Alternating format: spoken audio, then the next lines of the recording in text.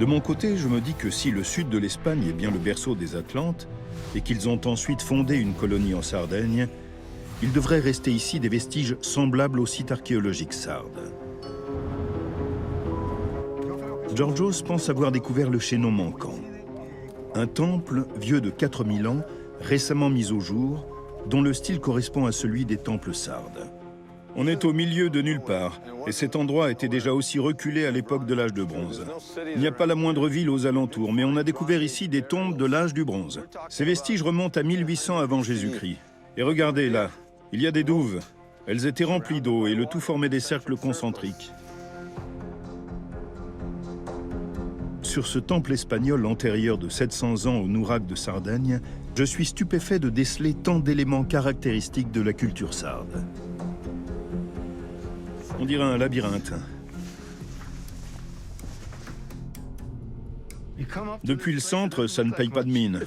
C'est comme une version réduite de ce qu'on a vu en Sardaigne. Mais on a affaire à une architecture complexe, avec les thèmes récurrents des douves, des cercles concentriques. On ne peut pas parler ici de métaphore, c'est bien l'architecture atlante telle que nous l'a décrit Platon. On retrouve les axes des 4 points cardinaux, et de ce côté, au milieu du temple, on a creusé un puits très profond. Se pourrait-il que ce lieu ait été créé en l'honneur d'une divinité aquatique telle que Poséidon?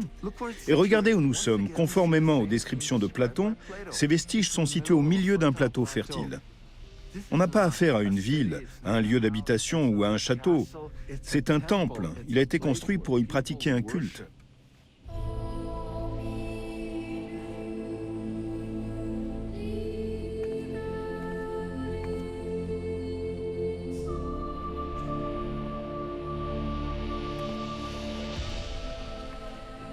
Waouh! J'ai l'impression d'être dans les rouages d'une horloge quand je vois toutes les circonvolutions des rampes qui nous guident à travers cet édifice.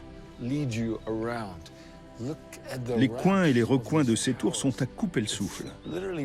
Cette architecture est d'autant plus surprenante que personne ne s'attendait à ce qu'un tel site soit découvert ici.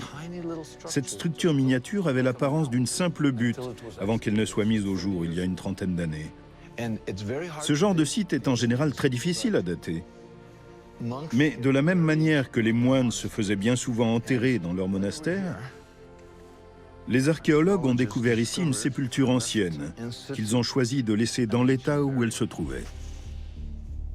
Ce site marque-t-il le point de naissance de la culture atlante qui se serait ensuite étendue jusqu'en Sardaigne?